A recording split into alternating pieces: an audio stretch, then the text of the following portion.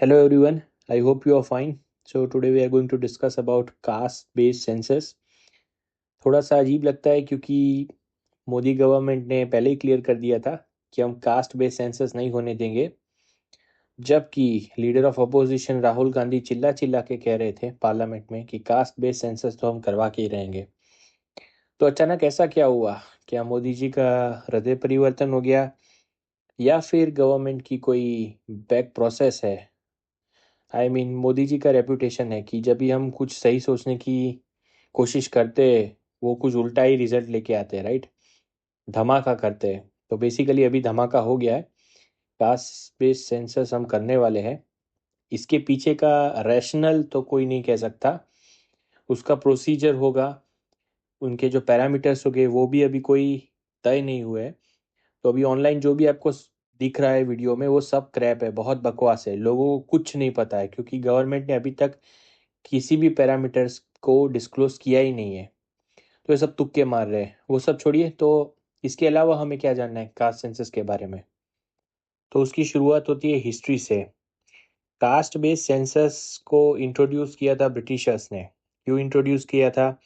Simple, कि उन्हें divide और रूल की जो अपनी पॉलिसी थी उसको री करना था। कैसे री करना था?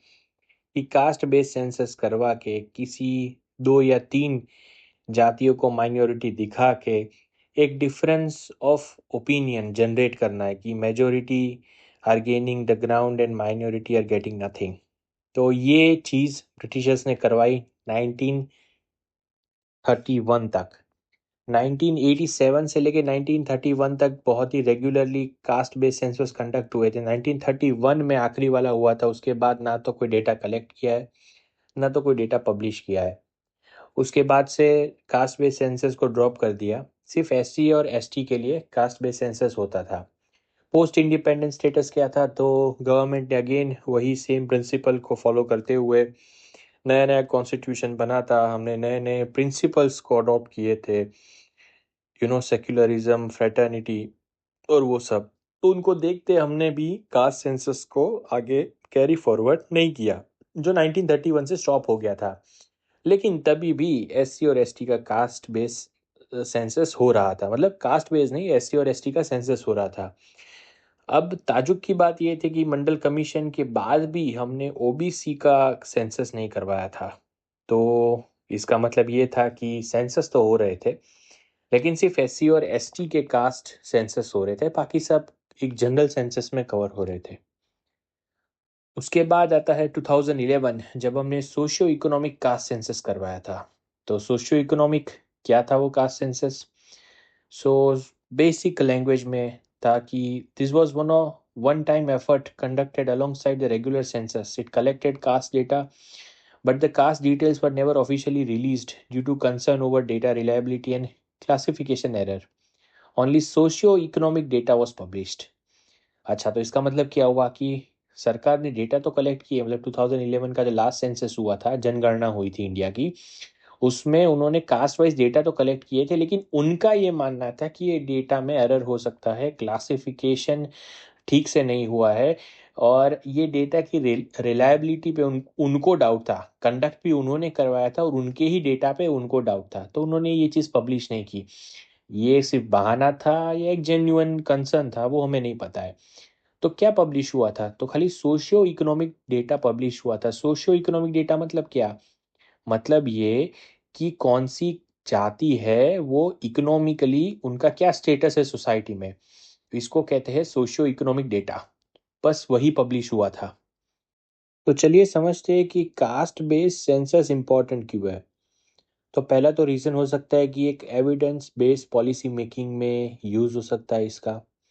मतलब जो अभी करंट स्टेटस है एस सी एस टीज और ओबीसीज का, वो भी स्पेसिफिकली एजुकेशन में, जॉब्स में, हेल्थ में उनकी इनकम क्या है, उस स्टेटस को जानने के लिए ये एक बहुत ही अच्छा पैरामीटर हो सकता है। और हम इससे एक बेटर स्कीम्स को लॉन्च कर सकते हैं, मतलब कि जो स्पेसिफिकली कास्ट को टारगेट करती हो, एससी हो, एसटी हो या ओबीसी हो। तो इससे एक अच्छी बात भी है कि हमें एक एविडेंस बेस्ड डेटा मिलेगा और ना कि हम पुराने डेटा को रिलाई करते हुए किसी गवर्नमेंट स्कीम को लॉन्च करेंगे। मतलब इससे हमें ये भी कंक्लूजन निकलता है ऑल्टरनेटिवली कि किसी स्कीम को कंटिन्यू करना है या बंद करना है। मतलब अगर कोई कास्ट अगर ऑलरेडी एम्पावर्ड हो गया है तो सरकार अपना फिजूल का खर्च बचा के कहीं और पैसा लगा सकती है, राइट। सेकेंड है अपडेटेड डेटा। हाँ, बहुत ही कॉमन बात है क्योंकि आखिरी जो कास्ट बेस्ड सेंसस हुआ था वो 1931 में कंडक्ट हुआ था। और जो मंडल कमीशन का डेटा है जो जिसके बेस पे 27% ओबीसी को रिजर्वेशन दिया गया था, तो वो डेटा भी 1931 के सेंसस फिगर पे बेस्ड था। उसका मतलब ये कि 1990s में जो ओबीसी को मिला था रिजर्वेशन, वो डेटा भी एक पुराने डेटा के ऊपर बेस्ड था। और वो कितना पुराना था? 40-50 साल पुराना था, राइट। तो जाहिर सी बात है कि हमें एक अपडेट चाहिए, एक एक्यूरेट नंबर जानने के लिए कि कितने पॉपुलेशन है, सब कास्ट कितने हो गए ओबीसीज के अंदर, क्या वो इकोनॉमिकली एम्पावर्ड है, क्या उन्हें रिजर्वेशन चाहिए, क्या नॉन क्रीमिलियर के पैरामीटर्स हो सकते हैं। तो ये सब सवाल जवाब के लिए हमें एक सेंसस चाहिए। थर्ड है सोशल जस्टिस। सो बेसिकली अगर हमारे पास अभी का डेटा नहीं होगा तो पॉलिसीज में हम चेंजेस कैसे लाएंगे? मतलब जो मैंने आगे डिस्कस किया था वही था कि अगर डेटा राइट नहीं होगा तो हम अच्छे से पॉलिसी को फ्रेम नहीं कर पाएंगे। और अगर फ्रेम अच्छे से पॉलिसी होगी नहीं तो वो अच्छे से इम्प्लीमेंट नहीं होगा, और अच्छे से इम्प्लीमेंट नहीं आएगा तो उसका रिजल्ट नहीं दिखेगा। तो अभी तक तो हम लोग चला रहे थे, लेकिन अभी बहुत देर हो जाएगी अगर हमने कास्ट बेस्ड सेंसस को कंडक्ट नहीं किया तो। फोर्थ हो सकता है ट्रांसपेरेंसी एंड अकाउंटेबिलिटी। तो जो रिजर्व्ड कैटेगरी है उनको जो बेनिफिट्स मिल रहे हैं तो वो सही लोगों तक बेनिफिट्स पहुंच रहे हैं या फिर कुछ लोग बस गलत साइन करवा के पैसा खिला के यूं ही नॉन क्रिमिनल सर्टिफिकेट लेके आईएएस कलेक्टर बन रहे हैं। राइट। अभी तक यूपीएससी में ऐसा हो चुका है बहुत बार कि कई कैंडिडेट्स पे, सिलेक्टेड ऑफिसर्स पे ये इल्ज़ाम लगा है कि उन्होंने गलत फ़ायदा उठा के सर्टिफिकेट्स हासिल किए थे। तो हालांकि ये हमारा टॉपिक नहीं है, लेकिन इससे एक अकाउंटेबिलिटी और ट्रांसपेरेंसी क्रिएट हो सकती है अगर हमें डेटा मिले तो क्या आर्ग्यूमेंट्स हो सकते हैं इनके फेवर में? तो पहला है कि it promotes inclusion and equity. Second है it strengthens the implementation of reservation policies.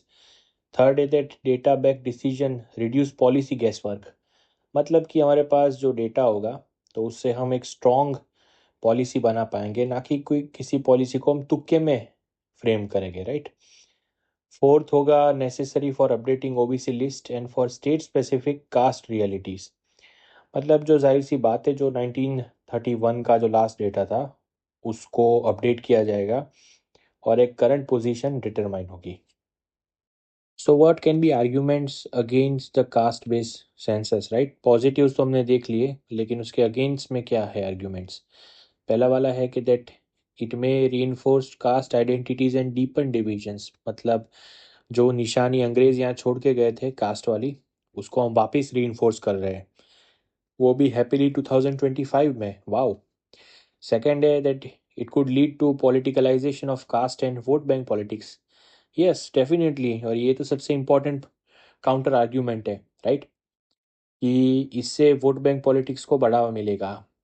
अभी भी अभी भी इंडिया के पॉलिटिक्स में लोकसभा की जो टिकट्स होती है वो आज भी कास्ट को देख के दी जाती है। मतलब वो एरिया में कौन सी कास्ट डोमिनेंट है उसको देख के किसी कैंडिडेट को टिकट मिलती है।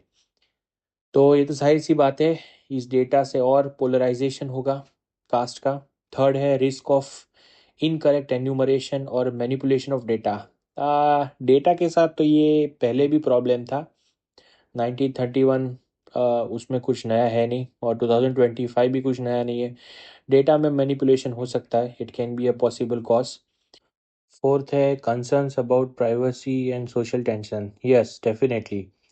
तो आज़ादी के 75 साल हो गए, हमें कास्ट भुलाने के लिए बहुत सारे कोशिश की सरकार ने, और ये एक सेंसस वापिस उस थॉट को, उस चीज़ को रीइंफोर्स कर सकता है इंडियंस में। तो उससे एक सोशल टेंशन क्रिएट हो सकती है। हाँ, तो ये चीज़ तो एक वैलिड है, राइट। तो इसके लीगल और पॉलिटिकल डायमेंशंस क्या है? Some states like Bihar and Karnataka have conducted or released their own caste surveys, citing the need for accurate social data. The union government has so far avoided full caste census, citing the technical and administrative challenges, risk of data errors, and misclassification. This issue is politically sensitive, especially with election and reservation debates. तो ये तो मोटा मोटा क्या है, legal और political dimension से कुछ स्टेट गवर्नमेंट्स का ये मानना था कि कास्ट सेंसस होना चाहिए, जबकि यूनियन गवर्नमेंट का स्टैंड ये था कि कास्ट सेंसस हमें नहीं कंडक्ट करवाने चाहिए, क्योंकि एक पॉलिटिकली सेंसिटिव मुद्दा है और जिस चीज़ को हम आज़ादी के बाद से ऑलरेडी अवॉइड कर रहे थे, टेक्निकली तो आज़ादी से पहले अवॉइड कर रहे थे, तो उस चीज़ को वापस क्यों रिपीट करना। तो अभी इसमें रीसेंट डेवलपमेंट क्या हुआ है? रीसेंट डेवलपमेंट ये हुआ है कि बिहार में कास्ट सर्वे हुआ था 2023 में, और उन्होंने डेटा रिलीज़ किया और उनको ये पता चला ओबीसीज और ईबीसीज 60% स्टेट की पॉपुलेशन को बिलोंग करती है। मतलब स्टेट की 60% पॉपुलेशन ओबीसीज और ईबीसी को मिला के बनती है। तो एक बहुत बड़ा डेटा है। Second, it triggered renewed national demand for national wide caste census. और थर्ड है, the issue is now central to policy debates and political manifestos, specially among the opposition parties. Yes, तो बिहार का जो कास्ट सेंसस था, तो उसके base पे अब पॉलिटिकल पार्टीज को एक बहुत बड़ा वोट बैंक मिल गया। 60% कोई किसी स्टेट की पॉपुलेशन एक बहुत बड़ा आंकड़ा होती है, और जब कोई सर्वे ये चीज़ कंक्लूड करती है तो बहुत बड़ी बात है, और इसके बेस पे बहुत सारी पॉलिटिकल पार्टीज मतलब वोट ले सकती है। It is politically for very important for political parties, और ये वो मिस नहीं करना चाहेंगे। तो इसका कंक्लूजन क्या है? Are we bound to divide or unite, और is it too early to arrive at conclusion? देखिए, सही बताओ, ये अभी कोई भी कंक्लूड नहीं कर सकता है कि इस डेटा का क्या यूज़ होगा। पॉजिटिव्स में ये भी हो सकते हैं कि हम आगे देख सकते हैं कि जो रिजर्वेशन स्लैब थी वो रिड्यूस हो जाए, जो कास्ट पहले ओबीसीज में आती थी उस वो भी ओपन में आ जाए, राइट। तो इसके बहुत सारी चीज़ें हो सकती है, अच्छी चीज़ें भी हो सकती है, बुरी चीज़ें भी हो सकती है, वो हमें अभी तक पता नहीं है। और जो लोग भी यूट्यूब पे बकवास कर रहे हैं इसके बारे में, वो सब अंधाधुन गोलियां चला रहे हैं, उनकी मत सुना करे। हाँ, लेकिन एक बंदा भी खुश हुआ होगा ये सब में, वो है चर्चिल। उन्होंने स्वर्ग से बोला होगा, मज़ा आ गया मोदी जी, अब हमारा बचा हुआ काम भी आपने कर दिया, राइट। तो thank you so much for watching the video. Will see you soon with a new video. Bye bye.